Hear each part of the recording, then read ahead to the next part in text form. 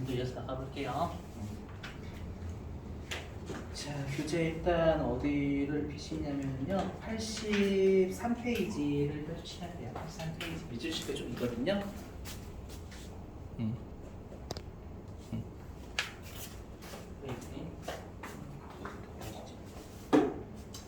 자, 83페이지에 일단은 제1절 손금 및 손금 불산이 인데요.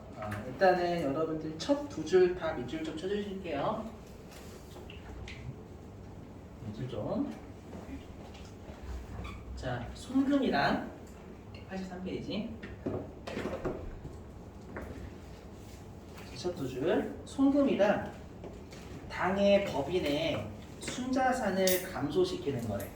우리가 순자산 증가로 입금이었잖아요, 여러분들. 순자산이 감소하면 손금이 되겠죠. 자, 순자산을 감소시키는 거래로 인하여 발생하는 손비, 손실 또는 비용 다 비슷한 말이에요, 여러분들. 비용의 금액을 말한다. 딱 다만 자본 또는 지분의 환급. 여러분들 거기 자본 또는 지분의 환급에다가 감자라고 적습니다. 감자. 주주한테 여러분들 주식을 매입하게 되면 여러분 지분을 물려주는 거잖아요. 맞죠? 그래서 이게 감자라는 얘기고요. 계속 밑줄. 잉여금의 처분. 그래서 잉여금은 이익잉여금 얘기예요. 잉여금의 처분 및 송금불산의 항목은 제외한다. 우리가 이익잉여금을 처분하는 건 자본의 감소죠, 여러분들. 비용이 아니라. 자, 그 다음에 네 번째 줄의 밑줄입니다. 네 번째 줄부터 다섯 번째 줄까지 굵은색 글씨 밑줄이에요. 자, 법인세법에서 열거되지 않은 것이라도 업무와 관련하여 초래된 모든 순자산 감소액은 원칙적으로 송금에 해당한다. 그러니까 이건 여러분들 열거주의가 아니라 포괄주의잖아요. 근데 주의하실 게 뭐냐면 송금은 거기 네 번째 줄 중간에 업무와 관련이라고 있죠. 요게 꼭 요게 들어와요. 그러니까 입금 쪽은 이런 거 없었잖아요, 여러분들. 맞죠? 근데 송금은 업무와 관련 없으면 비용을 인정 안 해줍니다. 이게 차이예요. 입금과 송금의 차이. 자, 그 다음에 이제 1번 손금의 일반 원칙이 있는데요. 그 어디냐면은요, 그 맨 아래 두 줄 있죠. 이 경우 보이시나요? 여기에 두 줄 밑줄 별표예요. 자, 이 경우 법인이 재화 또는 용역을 공급받고 그 대가를 지급하는 경우에는 적격 증빙, 신용카드 매출전표, 현금영수증, 세금 계산서, 계산서 등을 수취하여 이를 보관해야 한다. 자, 근데 주의하실 게 나중에 여러분들 우리가 할 건데 뭐냐면 주의하실 게 뭐냐면 내가 무조건 지출했다고 해가지고요. 무조건 내가 지출했다고 해가지고요. 네, 우리가 적격증명서를 꼭 수취해야 되는 건 아니에요. 거기 뭐라고 되어 있어요? 재화나 용역의 공급받고라고 되어 있죠. 일단 재화나 용역을 매입해야 일단은 우리가 적격증명서를 받는 거예요. 또는 사업자와의 거래, 사업자와의 거래. 사업자와의 거래가 아니면 우리가 적격증명서를 안 받아도 됩니다, 여러분들. 나중에 좀 중요해요. 아셨죠? 왜냐면 무조건 지출하면 적격증명서를 안 받으면 뭔가 제재를 때리는 걸 알고 계세요. 근데 사업자와의 거래가 아니거나 재화 용역에 매입이 아니면 건당 3만 원 넘더라도 적격증명서를 안 받아도 돼요. 뭐냐? 자, 여러분들이 월급 받으셨어요. 월급 여러분들이 만약에 회사가 여러분들한테 월급을 줬어요. 그럼 월급을 줬으면 회사 입장에서 분명히 금액을 줬으니까 여러분 적격증명서를 줘야 되잖아요. 여러분한테 적격증명서를 줘요? 신용카드 전편에서 줘요? 우리가 원천지수 영수증 같은 거 하나 주잖아요, 여러분들. 왜 그러냐면 일단은 용역을 매입한 거 맞죠? 여러분들한테. 근데 여러분들 사업자가 아니잖아요. 이해되시겠어요? 그런 것들 우리가 적격증명서를 안 받아도 돼요. 아셨죠? 나중에 이게 좀 중요한 동네가 있어서 그래요. 그래서 좀 주의하시고. 자, 한 페이지 넘기셔서 84페이지. 자, 84페이지에 첫 두 줄 밑줄 별표입니다. 또. 자, 84페이지에 첫 두 줄 밑줄 별표예요. 자, 법인세법은 적격 증빙 서류를 수취하지 않고 영수증, 우리 영수증이 적격증명서를 아닌 거죠? 영수증을 수취하는 경우에는 다음과 같은 규제를 두고 있다. 이거 외우셔야 됩니다. 시험에 잘 팝니다. 실기에서도 중요하고요. 자, 일단 1번 접대비 있죠, 여러분들. 접대비하고 나머지 이렇게 구분하시면 돼요. 자, 일단 접대비가요. 여러분 혹시라도 옛날에 배우신 분들은 이거 개정돼가지고 한도가 3만 원으로 올랐어요. 아시죠? 지금 배우시는 분들은 그냥 3만 원이구나 하시면 되는 거고. 자, 일단은 접대비의 오른쪽 동그라미 1번 있죠? 가로 빼고 밑줄입니다. 우리 시험에 개정세법인가 이거 출제하지 않습니까? 자, 건당 3만 원 초과 밑줄 치시고. 근데 아래는 여러분들 20만 원이라고 있죠? 그 20만 원 뭐냐면 경조사비 얘기예요. 아시죠? 동그라미 2번은요, 거기 건당 경조금 20만 원 초과 밑줄 치시고. 그러니까 거래처 직원의 경조사비 있잖아요, 여러분들. 그거는 20만 원 가지고 따져. 3만 원 너무하잖아. 자, 그럴 때는 뭐냐라고 하면 오른쪽에 자 법인세법상 규제 있죠. 손금 불산입에 밑줄 좀 치시고. 일단 손금으로 인정하지 않아요. 건당 3만 원 넘잖아요, 여러분들. 그러면 그걸 적격증명서를 받아야 돼. 접대 비출했다라는 거. 근데 영수증 받으면 일단 손금으로 인정 안 해줘요. 일단 여기서 제재 한번 때렸죠, 여러분들. 맞죠? 그럼 우리가 나중에 적격증명서를 안 받으면 그 안 받은 것에 대해서 2% 때려버리는 게 있거든요. 그건 없어요. 이미 손금불산 때렸어. 이미 두드럽게 팼죠. 근데 한 번 더 패면 얘 2번 죽이는 거잖아요, 여러분들. 그래서 거기 손가락 표시 밑줄입니다. 증빙 미수취 가산세가 부과가 되지는 않아요. 아셨죠? 무슨 말인지 꼭 외우시려고 노력해 주시고. 자, 그 다음에 이제 2번 기타의 지출 있죠, 여러분들. 자, 기타의 지출, 그러니까 금액 일치해졌으니까 좀 좋은 거 우리 입장에서는. 기타의 지출 안 바뀌었습니다. 자, 건당 3만 원 초과 미치시고. 얘는요, 건당 3만 원 초과하는데 접대비가 아닌 거예요, 여러분들. 접대비가 아니고, 그러니까 손금은 인정해줘요. 영수증 받으면. 아시죠? 그래서 오른쪽에 일단은 그 끝에 밑줄 좀 증빙 미수취 가산세 2% 부과. 일단 얘는 반대예요. 가산세 때려요. 아시죠? 가산세는 때리는데 손금은 인정해요. 자, 그리고 밑줄 좀 그 손가락 표시 3줄 밑줄 좀요. 객관적으로 지급 사실이 확인이 되면 손금은 인정이 됩니다. 그리고 손금 인정 금액에 대해서 가산세를 부과한다. 요게 핵심이에요. 뭐냐? 자, 들어보시면 내가 만약에 여러분 대표적인 우리가 접대비 아닌데 3만 원 초과하는 게요. 항공기 티켓 있죠? 항공기 티켓 내가 10만 원짜리 끊었대. 아시죠? 10만 원짜리 끊었는데 내가 영수증 받아버린 거예요. 아시죠? 영수증을 받았어. 그러면 우리가 영수증을 받았으면 손금으로 인정은 해요. 그러니까 영수증 받으면 여러분 우리가 안 돼요. 엄밀히 얘기하면 신용카드 전표 받으시는 게 나아요. 아시죠? 그래서 뭐냐? 내가 영수증 받았어. 그러면 10만 원을 다 손금을 인정해줘요. 거기에 2% 여기 보이시죠? 거기 손금 인정 금액에 대해서 2% 이렇게 돼 있잖아요. 그 말은 지금 사료를 따지면 3만 원 넘는 것에 대해서 때리겠다라는 거야, 아니면 전체 금액에 대해서 때리겠다라는 거야. 문구 읽어보시면 손금 인정이니까 전체 금액에 대해서 2% 때리는 거예요. 아셨죠? 나중에 우리 그 실기에 가산세 입력할 때 3만 원 초과 아닙니다, 여러분들. 이거 다 거기에 2% 때려요, 가산세. 아셨죠? 주의하시고. 손금 인정액이라 됩니다. 다 손금 인정해 주거든요. 자, 됐고요. 자, 그 다음에 85페이지. 여기 개정된 게 있어가지고요. 자, 개정된 게 있어가지고 뭐냐면 맨 위에 일단 동그라미 11번 있죠? 동그라미 11번 일단 별표 좀 치시고. 자, 뭔지 좀 들어보실게요, 여러분. 우리가 한국세무사협회가 세무사분들이 조직한 단체죠. 그렇죠? 그리고 공인회계사협회는 공인회계사에서 모아놓은 단체인데, 그럼 그 단체는 여러분들 비영리 단체예요. 주주가 없어요. 맞죠? 우리 이미 했었죠, 여러분. 비영리, 영리. 그 단체가 유지되려면 여러분 회비 걷어야 되잖아요. 맞죠? 근데 그 회비가 그냥 일반적으로 한 달에 한 번씩 꼬박꼬박 그 단체 유지가 돼야 되니까 일반 회비가 있고요. 어떠한 특정할 때 뭐 예를 들면 어디 건물을 옮겨야 돼.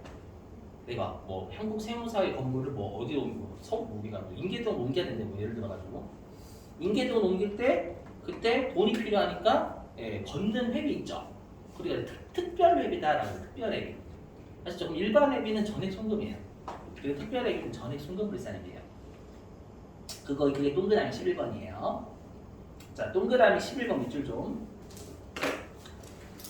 자, 영업자가 조직한 단체로서 법인이거나 주무관청에 등록된 조합 또는 협회에 지급한 일반 회비.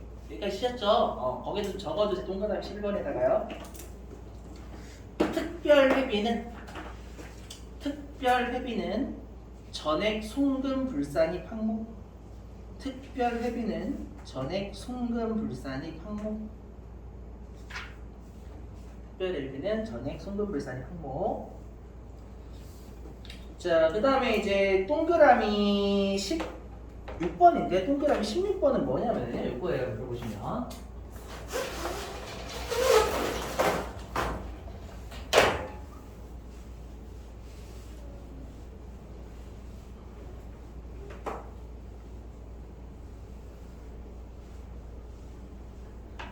자, 동그라미 16번은 뭐냐면요. 우리가 광고 선점비 있죠. 광고 선점비. 응? 광고 때리는 거예요. 근데 이 광고 선점비는 여러분들 원칙이 전액 송금이 전액 송금.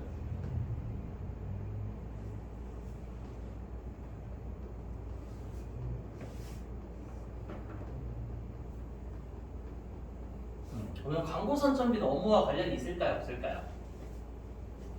있죠. 업무 관련. 업무 관련이 있어요. 그리고 여러분들 광고 때리는 그 광고 선점비의 대표적인 게 여러분들 뭐 예를 들면 그것도 광고 선점비죠. 뭐 예를 들어가지고 시음회 같은 거 하는 거. 저것도 광고 선점비라고 볼 수 있죠, 여러분들. 엄밀히 얘기하면은요. 아니면 우리가 광고 같은 거 때릴 때 삼성전자에서 광고 때리는 게 광고 선점비잖아요, 여러분들. 그럼 삼성전자에서 막 특정 어떤 사람을 대상으로 광고 때려요? 아니죠. 그냥 대다수의 사람들을 대상으로 광고 때리는 거잖아요. 그래서 뭐라고 하냐면 그걸 불특정 다수인이라고 불러요.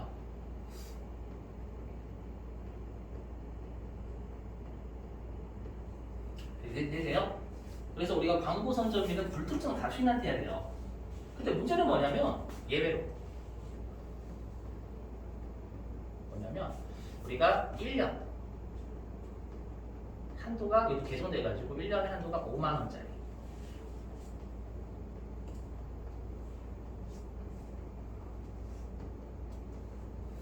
송금은 있는 게 있어요. 뭐냐면 업무와 관련이 있는데 특정일에 대한 게 있어요. 특정일에 대한 거.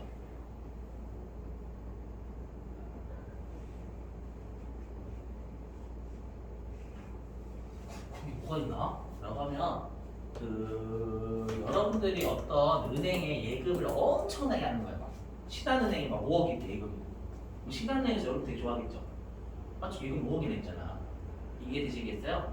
그리고 막 여러분들이 뭐 신한은행에 뭐 신용카드 신용도 1등급 카드 많이 긁으시고 잘 갚으셔가지고 거기에서 뭐 해줘요 나중에 연말 정도 되면 뭐 줄까요?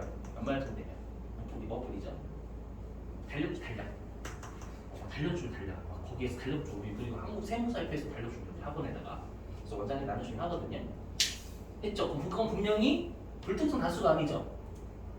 불특정 다수라고 하면 신한은행은 그냥 아무나 상관없이 달력 나눠줘야 돼요, 여러분들. 달력을 신한은행하고 거래하는 사람들한테 나눠주는 거잖아요. 특히 특정된 우리 신한은행 단골 고객 VIP들 이해되세요? 그러면 그 사람들은 적대받았다고 생각해요. 신한은행한테 달력 받자마자 신한은행이 나한테 적대를? 아니죠, 여러분들. 맞죠? 이해되세요? 왜냐면 적대비는 여러 특정인한테 하는 거죠. 적대는. 근데 그걸 적대받았다고 하진 않죠. 이해되세요? 그래서 얘는 뭐냐면 일단은 5만 원까지 송금해요. 5만 원까지. 아시죠? 얘는 특정인한테 하는 거니까. 아시죠? 근데 법이 어떻게 되어 있냐면 그 한도 5만 원 있잖아요. 얘 따질 때 건당 이 개정돼 가지고요. 3만 원 이내의 금액은요.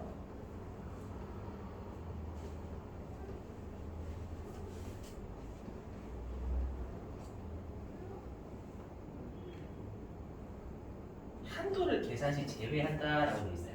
자, 무슨 말인지 해볼게요, 여러분들. 들어보시면 무슨 말이냐? 보시면 이번에 회사가 광고 선전비를 특정인한테 했대요. 근데 어떻게 줬냐면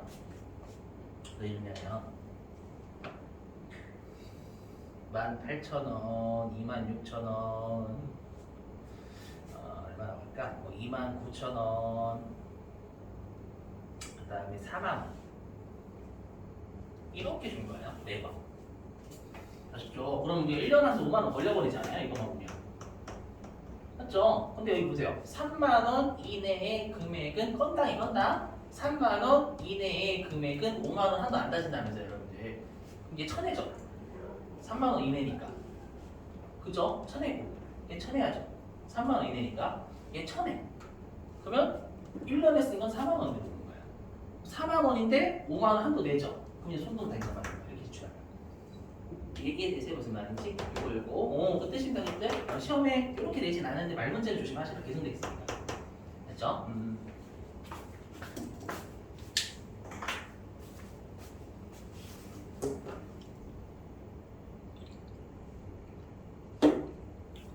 자, 그래서 동그라미 16번 있잖아요. 동그라미 16번에 여러분들 개정세법 21 빼고 밑줄 칠게요.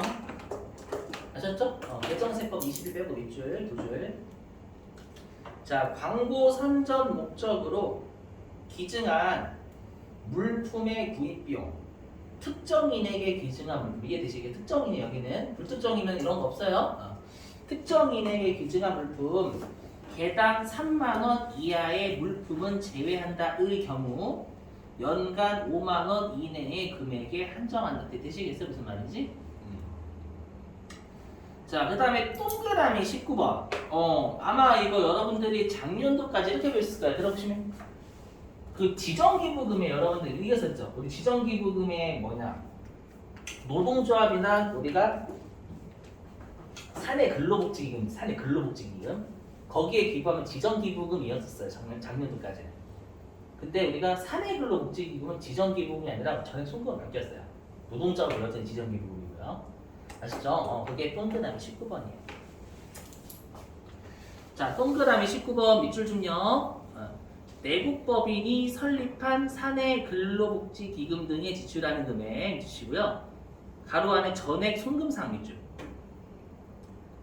개정됐다 무시하시면 전액 송금을 알고 계시면 돼요, 여러분들.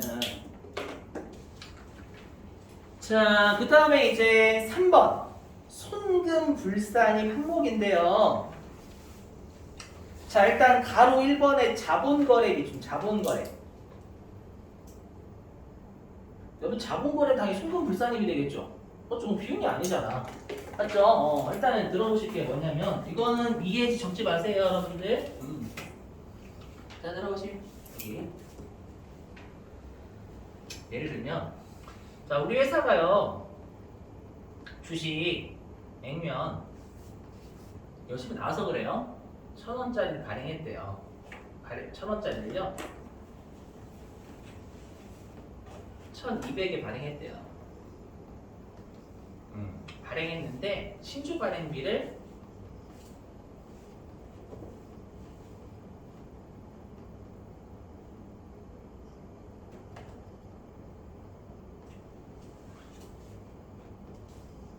현금 지급한 거 이거 다 알고 계실 거예요, 여러분들. 그러면 이건 여기까지만, 첫 번째 줄까지만 보면 여러분들 어떤 발행이냐면 할증 발행이잖아요. 응? 첫 번째 줄까지만 할증 발행이죠. 주식 발행 추가금 나온 거 맞잖아요. 근데 우리가 신주 발행비 어떻게 하냐면 받은 금액 까죠. 발행가액에서. 그럼 얘는 900원 받은 거잖아요, 여러분들. 그럼 계정가액이 뭐로 바뀌어요? 주식 할인 발행 차금 되는 거죠, 여러분들. 요거 이해되시겠어요? 그게 뭐냐면 85페이지의 맨 아래 가로 1번 자본거래 있잖아요. 미치셨죠? 거기에 동그라미 2번이에요. 자, 동그라미 2번 밑줄. 주식 할인 발행 차금도 주주와의 거래잖아요, 여러분들. 우리가 자기주식 빼고는 회계하고 똑같다고 했었죠. 주주와의 거래는 자본이에요. 근데 가로 안에 신주 발행비 포함이래요. 이해되시겠어요? 무슨 말인지? 신주 발행비만큼 우리가 할인 발행되는 거 효과잖아요. 그죠? 그래서 법문구가 이렇게 되어 있는 거 저작업이 만드신 문구가 아니라. 아시죠? 무슨 말인지? 그래서 신주 발행비 나오면 얘는 자본입니다. 자본. 그렇죠? 자, 그 다음에 86페이지. 자, 86페이지에 맨 위에 가로 4번. 이거 눈으로 확인되시죠? 평가 손실 당연히 우리가 송금불산 하겠죠. 맞죠? 첫 번째 줄 밑줄. 자, 자산의 평가 손실은 원칙적으로 송금에 산입하지 않는다. 당연한 거. 입금 쪽도 그러니까. 예외는 뒤에서 보실 거예요. 자, 이제 보시면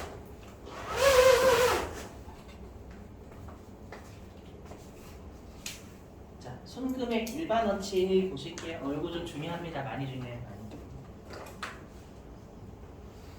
자, 무슨 말인지 해볼게요. 자, 우리가 손금 우리가 뭔가 지출했대요. 그럼 지출했으면 원칙이 비용이죠, 여러분들. 하지만 자산 취득과 또는 자산을 우리 회사 거로 만들기 위한 지출은 자산이잖아요, 여러분들. 맞죠? 그 똑같아. 세부부터 보시면. 자, 만약에 내가 이번에 인건비를 준 게 그냥 본사에 인건비 준 거예요. 그냥 판매비와 판매 관리 부서. 아시죠? 그럼 얘는 단기 비용이죠. 맞죠? 근데 뭐냐? 우리 회사가 지금 건설 중인 그 해당 건물에서 일하시는 분의 인건비를 준 거예요. 그러면 얘는 건설 중인 자산 잡겠죠, 여러분들. 요거 이해 안 되시면 큰일 나. 이거 회계 때부터 여러분 이게 여러분 익숙해지셔야 되잖아요, 회계 쪽은. 맞죠? 우리가 건설 중인 자산 처리하잖아요, 이럴 때. 건설 중인 자산과 관련된 다 건설 중인 자산이지. 맞죠? 그래서 건설 공부 인건비는 건설 중인 자산이니까 자산이고요. 그럼 자산은 미래 비용이라며, 여러분들. 맞죠? 그래서 어떻게 하냐면 얘가 완공이 되면 감가상각되는 거고. 맞죠? 얘가 만약에 토지와 같은 감가상각 자산이 아니면 우리가 처분하게 되면 총액부의 관점에서 미래 비용 되는 거잖아요. 무슨 말인지 이해되셨어요? 여기까지 똑같아. 우리 배웠던 거죠, 여러분들. 자, 근데 회계에는 없는 개념이 있어요. 세법만 있는. 회계에서도 여러분들 썼으면 비용 아니면 자산이죠. 맞죠? 세법도 그건 있고요. 그다음에 하나가 더 있어요. 뭐냐면, 자, 일단 첫 번째. 자, 손금은 단기 손금, 비용이죠. 단기의 비용. 그 다음에 미래의 손금, 자산 이렇게 나뉘는 거예요. 되셨어요? 근데 뭐가 있냐면, 야, 너 현금 지출했는데, 너 쓰레기 같은 지출해, 쓰레기 같은 지출. 너 쓰레기 부당한 지출했네? 영원히 손금 인정 못해. 이게 사유유출이 있었죠, 여러분. 사유유출. 되시겠어요? 그래서 그 말이 뭐냐면 여러분들은 눈으로 보시고 반드시 썼는데 비용이냐 아니면 자산이냐 아니면 영원히 현금으로 인정하자 사유유출을 판단하셔야 돼요. 아셨죠? 이렇게 세 가지고 이거 판단하셔야 돼요. 사유유출도 항상. 아셨죠? 넘어갈게요. 자, 이 사택 제공 관련인데 이거는 아마 소득세 할 때 제가 했었을 거예요, 여러분들. 소득세 할 때 안 하고 언제 했지? 그때 아마 회계할 때 한 거 같은데, 회계할 때. 이거 안 했나요, 여러분들? 안 했나? 이거 해볼게요, 여러분들. 이거 안 했나 보구나. 자, 이거는 여러분들 엄청나게 중요해요. 실기에서 여러분들 진짜 잘 나가요. 그리고 소득세도 이미 해요. 여러분 얘기하는 소득세에서 뭐냐?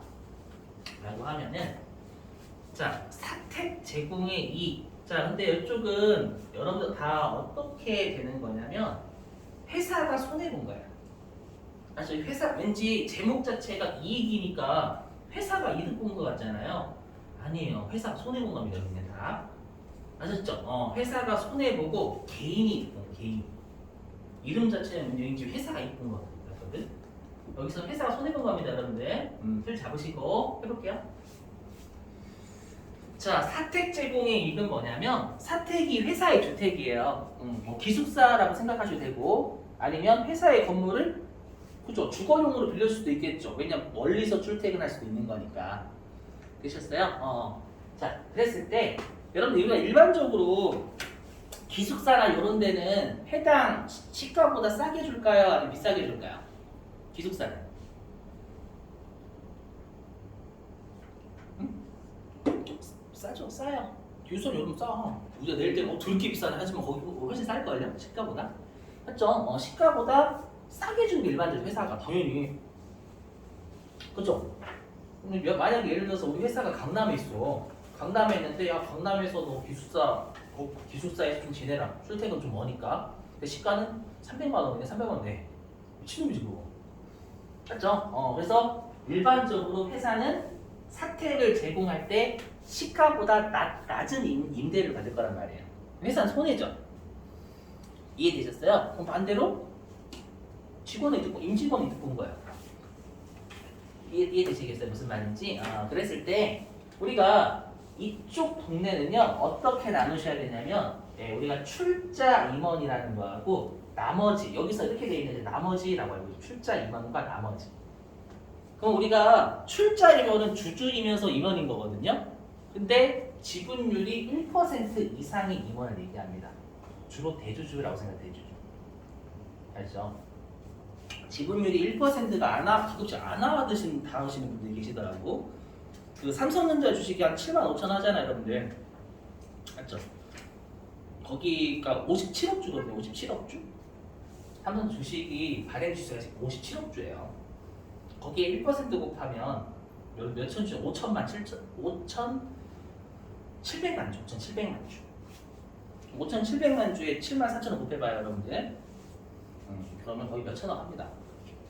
몇천억 할걸요? 대주주 맞아요. 맞죠? 그렇게 1% 삼성전자 주식 1% 가지고 있으면 저는 때려칠 겁니다. 당연히 누르고 먹지. 몇천억 가지고.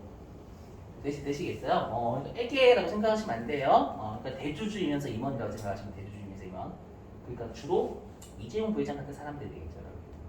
그죠? 이런 사람들.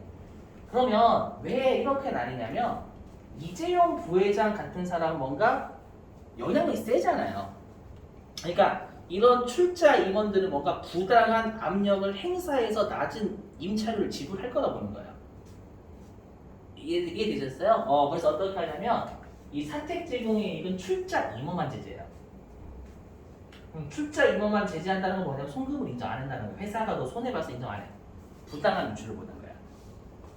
이해되시겠어요? 부당한 유출이니까 송금을 인정하지 않겠죠, 여러분들. 손실로 이해되세요? 그리고 당연히 상대방 부당한 이득을 취한 놈한테 소득세 때려야 되겠죠, 여러분. 부당한 유출을 해석하는 거예요. 되시겠어요? 그랬을 때 우리가 출자 임원이면 임원으로 본다면서 두 개가 겹치면 기억나시죠? 주주이면서 임원으로 본다고. 그렇죠? 그때는 상여로 때리는 거예요. 그럼 상대방 입장에서 근로소득세 부지로 맞는 거죠. 이해되시겠어요? 소득세하고 연결이 돼요. 자, 근데 우리가 출자 임원 뺀 나머지의 사택 제공에 이건 송금 인정합니다. 부당한 압력을 행사할 수 없는 걸로 봐요. 이해되시겠어요? 뭔가 필요성에 의해서 시가보다 낮은 임대를 받는다라고 보는 거예요. 이해되시겠어요? 이거요? 이제 보시면 이제 주택자금 대여 이익입니다. 이건 뭐냐면 자, 내가 이제 집 살 돈이 필요해. 아니면 전세 보증금이 필요해. 그걸 회사가 빌려주는 겁니다. 빌려주는데 낮은 이자율로 빌려주는 거예요. 그럼 회사가 손해봤죠. 그러면 이득은 임직원이 취하는 거예요. 임직원이. 되셨어요? 얘는 다 제재돼요. 결론부터 말씀드리면 다 제재돼요. 원칙은 다 제재예요. 왜냐? 여기는 임대료 파트잖아요. 여기는 임대료면 몇십 몇백이죠. 여기는 그렇죠. 근데 여기는 몇 억이에요. 억 단위로 억 단위로. 억 단위 금액이 너무 큰 거예요. 금액이 너무 크니까 낮은 이자율로 하면 이거는 제재를 때리겠다라는 거예요. 무슨 말인지 무슨 말인지 이해되시겠어요? 자, 근데 이게 작년도에 세법이 개정이 돼서 원래 다 제재를 때렸었거든요. 그랬다가 중소기업의 직원 있죠. 중소기업의 직원한테 낮은 이자율로 빌려주는 건 문제 삼지 않습니다. 주택자율. 아시죠? 그러니까 만약에 어떤 사람이 나 중소기업 취업했어. 그래서 이걸 들고 사장님 돈 좀 빌려주시면 안 될까요? 사장님 왜? 제가요 집 살 돈이 필요한데 네, 낮은 이자율로 중소기업의 직원은 낮은 이자율로 빌려주셔도요 비싸지 않는데 빌려주세요라고 사장님 뭐라고 할까요? 나가 라고 하겠죠 여러분들. 이거는 좀 약간 되게 뭐라고 해야 되지? 법에만 이렇게 돼 있죠 여러분들. 중소기업의 직원한테 여러분 돈을 낮은 이자로 빌려줄 분도 있긴 하겠지. 있으니까 같은 것도 있으니까. 그래서 이런 규정도 알고 계시면 뭐 나중에 돈 같은 거 빌렸을 때 좋겠죠. 주택자금 빌릴 때. 그죠? 이런 거 알고 있으면 여러분들 또 빌려줄 마음이 또 생기잖아. 이런 것도 있으면 빌려줄 마음이 있는 여러분 이것도 알아. 맞죠? 이런 규정이 있다고. 라고 하면 또 빌려줄 마음이 더 나겠죠. 여러분 우수한 직원이니까. 됐죠? 자 넘어갈게요. 여러분들 이건 좀 중요해요 많이.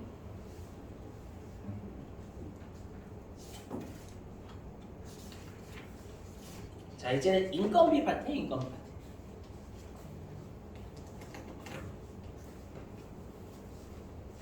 인건비 파트 할게요. 여기 인건비 파트는요 총 3가지로 나뉘어요. 뭐냐 여러분 우리가 인건비는 총 3개죠. 첫 번째 월급 같은 거 급여, 그쵸? 그 다음에 두 번째가 우리가 보너스 받는 거 상여금, 마지막이 퇴직금. 이렇게 3가지로 구분합니다. 3가지로. 그렇죠? 첫 번째 급여부터 할게요. 추세 가능성이 가장 떨어져요. 급여가 상여금하고 퇴직금이 더 많이 나와요. 자 일단은 원칙은 송금이 되겠죠. 맞죠? 송금이지만 당연히 아까 했던 뭐 건설 중인 부서의 인건비는 당연히 여러분 자산자가 있잖아요. 미래송금 자산자는 얘기예요. 근데 예외적으로 부당한 유출인 사유출이 있어요. 해볼게요. 여기는 출첵 가능성이 떨어져. 말 문제로도 잘 안 나와요. 있으니까 해보면 자, 동그라미 1번. 자, 동그라미 1번은 뭐냐면요. 들어보시면 그 드라마에 보면 요즘도 하나? 제가 요즘 TV를 잘 안 봐서 모르는데 그 드라마에 보면 그 재벌 2세나 재벌 3세 있죠. 재벌 2세나 재벌 3세 거의 날라 개망난이죠. 개망난이 드라마 같은 경우 개망난이어가지고 맨날 사고 치고 다니잖아요. 근데 맞죠? 회장님 그 소식 듣고 이렇게 비서가 회장님 이러시면 안 됩니다. 막 이렇게 맞죠? 그래서 어떻게 회장님이요? 그냥 회사일 배우라고 하죠, 여러분. 그냥 강제적으로 맞죠? 근데 직급을 처음부터 사장으로 안 앉히죠. 거의 대리잖아, 대리. 맞죠? 재벌 2세인데 일단 왜냐하면 눈치 보이네 직원들. 맞죠? 직급은 대리인데 월급은 대리 일반적인 대리들보다 한 몇백만 원 더 받죠.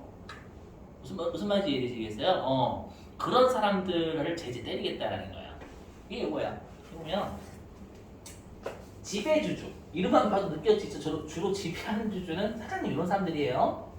자, 지배주주나 아니면 지배주주 관련자가 직급을 초과해서 받는 거. 이해되셨죠? 평상시 대리의 월급은 300인데 요 재벌 2세는 1000만 원 받아가는 거예요. 그럼 700만 원만큼 부당한 유출해서 가는 거예요. 이해되시겠어요? 그게 동그라미 1번이고요.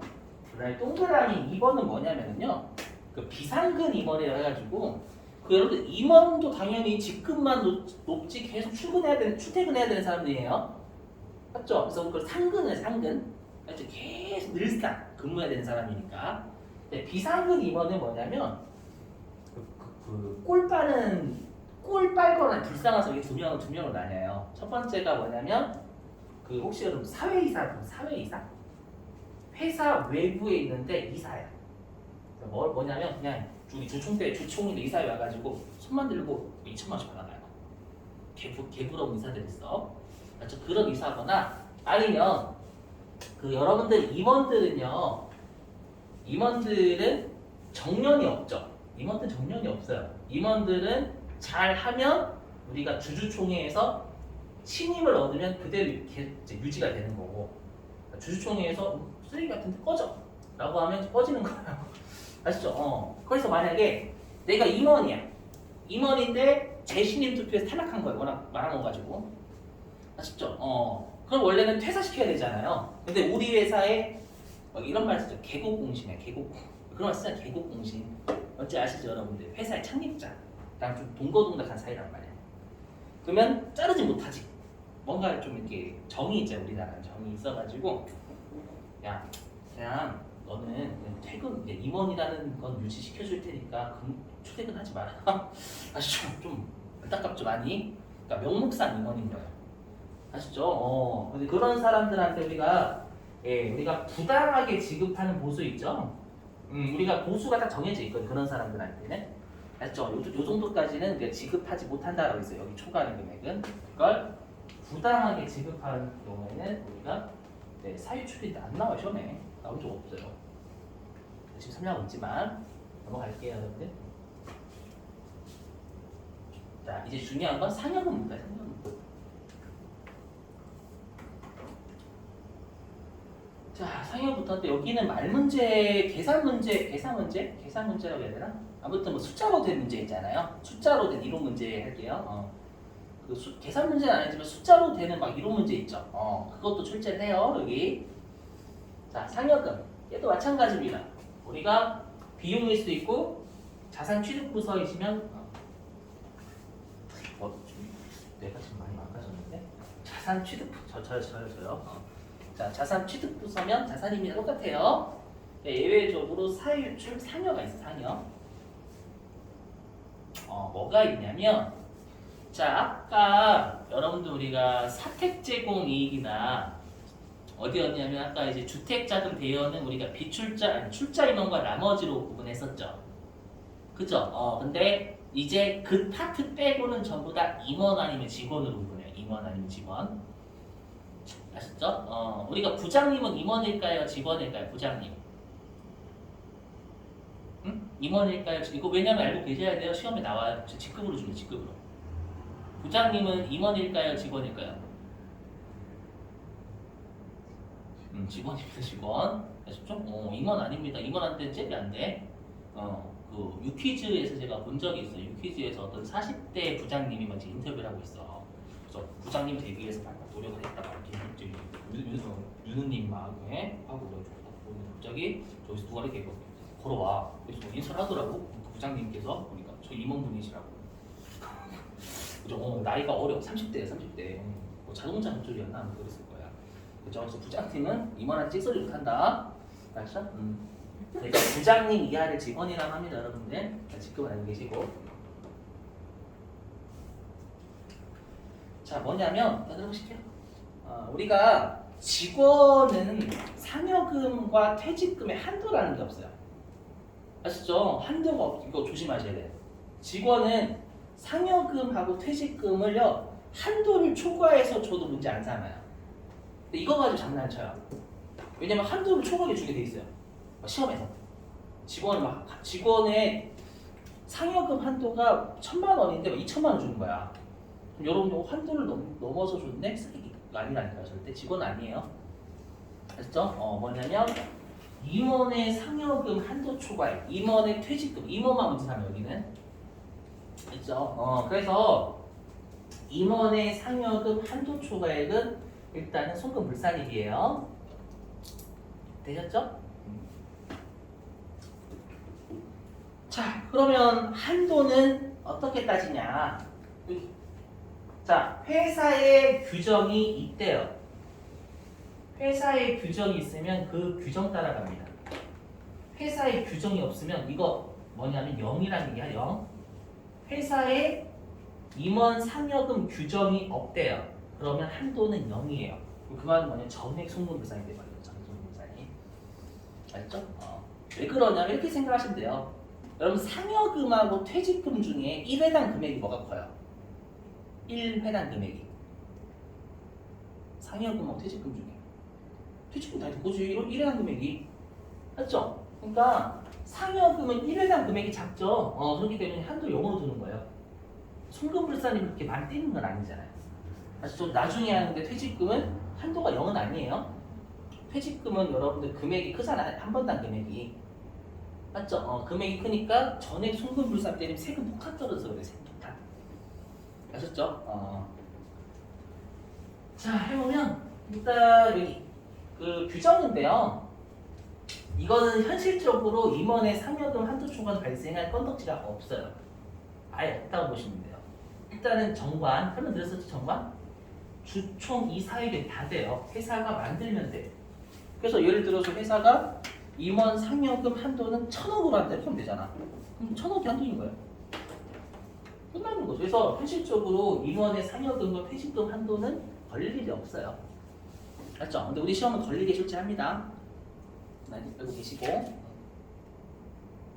넘어가겠습니다, 여러분들. 자, 퇴직금과 퇴직금 요거하고 쉴게요. 자, 퇴직금 하겠습니다. 자, 퇴직금 좀 중요합니다. 자, 뭐냐면 자, 예외적으로 우리가 임원의 퇴직금 한도를 초과해서 주잖아요. 그럼 일단은 송금물산이 상여가 되겠죠. 일반적으로 여기는 다 인건비 받으니까요. 자, 그랬을 때, 자, 우리가 한도가 있으면 그 한도 회사 규정이 있으면 그 회사 규정을 따라가는데 말 문제는 좀 대비하세요. 뭐냐면 퇴직금은 1회당 금액이 너무 크죠. 금액이 크다라는 건 중요하다는 거예요. 중요하니까 아까 우리가 상여금은 뭐 정관, 뭐 이사회계 다 인정했잖아요. 여기는 그 한 건당 금액이 너무 크기 때문에 너무 중요하니까 뭐냐면 정관만 인정해요. 정관만. 그래서 나머지는 인정하지 않습니다. 물론 정관을 하겠지 회사들이 아니까 다들. 아셨죠? 이거 가끔씩 출제를 합니다, 여러분들 말문제로. 아셨죠? 자, 근데 한도가 없대요. 그럼 이때 한도가 없다고 여러분들 죄송해요. 한도가 없대요. 왜 그러지? 회사 규정이 없대요. 그러면 한도가 0이 아닙니다. 여기는 한도가 있어요. 자, 한도가 뭔지 설명드릴게요. 이거 공식인데 외우시긴 하셔야 돼요. 뭐냐면 그 여러분들 임원의 퇴직금을 보장하는 법은 없어요. 근데 근로자 퇴직급여 보장법이라고 들어보셨죠? 조금씩은 거. 그거는 뭐냐면 우리가 직원의 퇴직금 규정이 있는 거예요. 그 규정을 따라갑니다. 그 규정. 임원의 퇴직금 규정을 안 두면 직원의 퇴직금 규정 따라가겠다라고 생각하시면 돼요. 아시죠? 근데 그게 법에 어떻게 되어 있냐면요. 이렇게 생각하시면 돼요. 우리가 최소한 받을 퇴직금 있죠? 최소한 받을 퇴직금이 뭐냐면 한 달치 월급이 1년치 퇴직금이에요. 그게 최소한의 퇴직금은 규정이 되어 있어요. 그러니까 정확한 뜻은 아닙니다만 대략 우리가 한 달치 월급이 1년치 퇴직금이에요. 그래서 좀 내가 9년 근무하면 내가 9년 근무하면 9달치 월급이 퇴직금이다라고 생각하는데 그게 최소한 그 규정 그대로 따라갑니다. 그래서 보시면 이렇게 되어 있어요. 자, 퇴사 전 1년간 총급여. 여기까지만 보면 12달치 월급이잖아요. 맞죠? 근데 제가 그럼 한 달치라며 1년치 퇴직금은. 맞죠? 그럼 여기에 12분의 1 하는 게 한 달치 월급이죠. 미리 얘기하면. 그죠? 근데 12분의 1이나 10% 비슷하잖아요, 여러분들. 그래서 그냥 10% 때린 거예요. 되시겠어요? 그럼 이렇게 하면 여기까지 한 달치 월급이 돼요. 그죠? 거기에 내가 근무한 연수 곱하면 되겠죠, 여러분들. 이해되시겠어요? 곱하기 3 하면 여기가 3달치 월급 나오는 거잖아요. 맞죠? 3년 근무하면 3달치 월급이 퇴직금이 최소한 퇴직금이니까. 이해되셨어요? 요건데 주의하실 사항이 있어요. 뭐냐? 여러분 총급여라는 표현은 법인세에서 배우나요? 이거 어디서 배우셨죠? 총급여라는 표현 어디서 나와요? 여기 계셔야 되는데. 총급여 안 배우세요? 소득세에서 안 배우? 소득세에서 배우시지 않나요? 할 말이 없는데 소득세 배우시잖아. 맞죠? 왜냐하면 이 총급여는 소득세 규정 따로 그렇게 돼 있어서 그래요, 여러분들. 아시죠? 그 말은 뭐냐면 일단은 급여와 상여금 들어가고요. 그다음 여기에 분리과세도 제외해요. 우리 분리과세는 총급여라고 표현 안 하잖아요. 그치? 맞죠? 총급여는 신고할 걸 총급여라고 하잖아요. 그리고 비과세 근로소득도 우리가 총급여라고 안 하죠. 그렇죠? 얘네는 과세하지 않으니까 이거 조심하시고 3번이죠. 3번 먼저 설명드릴게요. 이거는 이해예요, 이해. 암기. 여러분 암기가 아니에요, 암기가.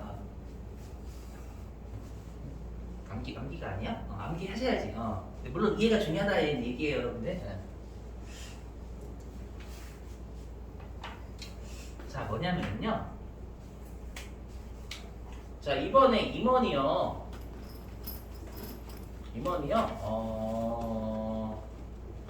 월급을 얼마 받냐면, 월급은 좀 그렇다. 이번에 총급여라고 할게. 이번에 총급여 1년치. 총급여가 어떻게 돼 있냐면, 우리가 일단은 일단 급여, 일반적인 급여 있죠? 급여가 얼마냐면 8천만 원. 이렇게 할게요. 8천만 원. 그리고 여기에 상여금. 요게 이제 2천만 원 이렇게 해볼게요, 여러분들. 그래서 합쳐서 1억인 거예요. 1억. 늦었죠? 그럼 여기에는 여러분들 우리가 1억이 들어와야 되는 1억. 맞죠? 1억이 들어와야 되는데 예를 들어가지고요. 여기에 임원 상여금 한도가 있다면서 여러분들. 우리 시험에 나오는 거예요.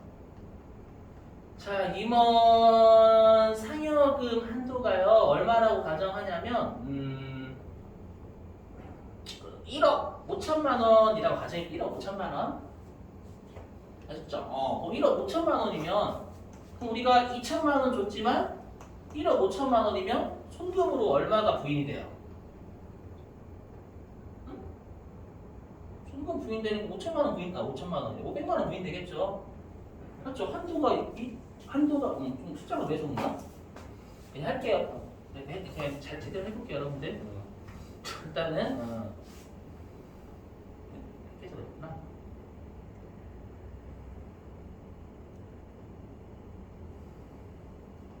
됐죠, 여러분들? 이렇게 하니까 무시하는 거 아니고 헷갈릴 수도 있잖아요, 여러분들. 임원 상여금 한도는 1,500이래요. 되셨죠? 그러면 우리가 당초에 요 상여금이 손금으로 부인되는 거 있죠? 손금으로 부인되는 게 얼마가 부인이 돼요? 500이 부인이 되잖아요. 이해되세요? 그러면 이거 손금 부인 왜 하는 거야? 제재하려고 하는 제재하려고 하는데 이 금액이 여기 들어가 있죠. 2천만 원에. 되시겠어요? 들어가 있는데 만약에 여기에다가 2천만 원 통째로 넣어버리잖아요. 그러면 한도가 높아지죠. 그럼 제재의 효과가 떨어져 버려요. 이해되시겠어요? 그래서 제재의 효과를 유지하려면 이 상여금이 낮아야 될 거 아니에요, 여러분들. 그래서 1,500만 원 넣어라는 얘기예요. 손금 부인된 건 제외시킨다. 이해되시겠어요? 무슨 말인지. 그래서 중요한 게 뭐냐면 퇴직금이 맨 마지막에 계산이 돼요. 왜냐면 우리가 지금 퇴직금이잖아요. 퇴직금은 당초에 급여나 상여금에서 손금 부인된 거 빼고 계산해야 되잖아요. 한도 규정이 없을 때.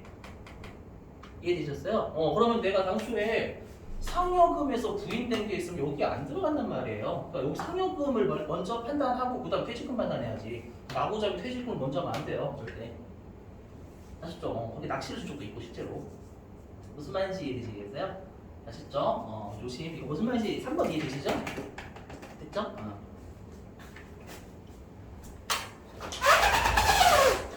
됐어요. 자, 10분 쉬었다가요. 마지막 수업. 오늘은 일단 실기 못할 거고 내일 할 수 있을 것 같아요. 자, 10분 쉬었다가 우리 6시 10분에 마지막 교시 할게요. 여러분 10분 쉬겠습니다.